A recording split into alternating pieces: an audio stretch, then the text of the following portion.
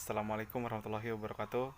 Perkenalkan, nama saya Arman Maulana, Prodi Manajemen Pendidikan Islam, Lokal 2 Semester 2. Saya ingin menjawab pertanyaan atau beberapa pertanyaan dari tugas-tugas Bapak terkait dengan UTS pada semester ini.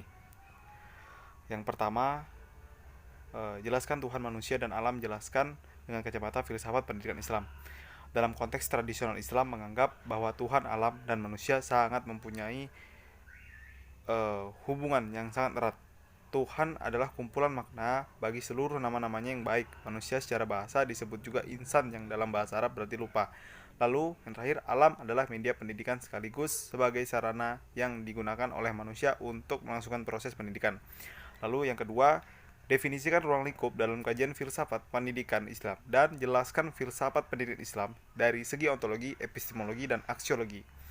Nah, pembahasan tentang ruang lingkup filsafat pendidikan Islam sebenarnya merupakan pengkajian dari aspek ontologi filsafat pendidikan Islam. Secara makro, yang menjadi ruang lingkup pendidikan Islam adalah ruang yang tercakup dalam objek material filsafat secara radikal. Secara mikro, merupakan faktor atau komponen dalam pelaksanaan pendidikan Islam.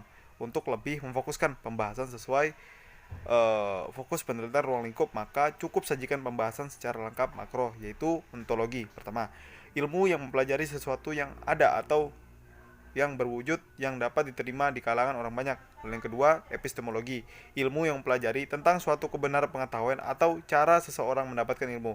Ketiga, aksiologi, suatu bentuk aplikasi seseorang atas ilmu yang diperoleh.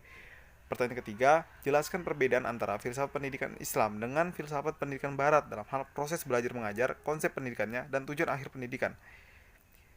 Dari aspek proses belajar mengajar, menurut pendidikan Islam, proses belajar mengajarnya adalah aktivitas belajar erat dengan pengabdian kepada Allah.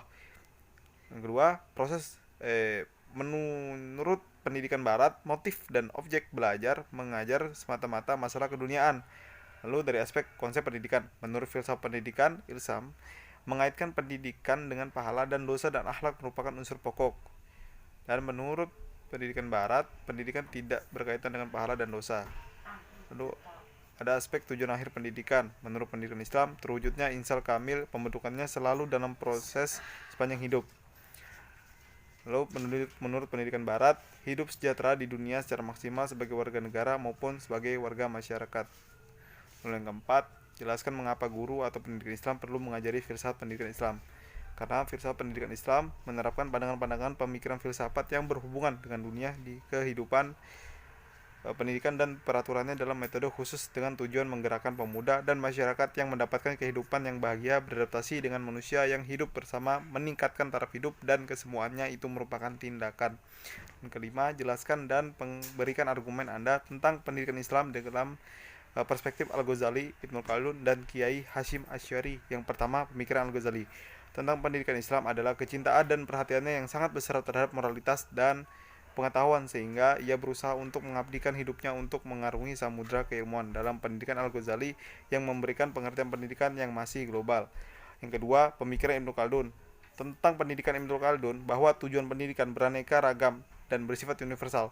Dan yang ketiga, pandangan Kiai Hashim bahwa tujuan utama ilmu pengetahuan adalah mengamalkan. Hal ini dimaksud agar ilmu yang dimiliki menghasilkan manfaat sebagai bekal untuk kehidupan akhirat kelak. Sekian dari saya. Assalamualaikum warahmatullahi wabarakatuh.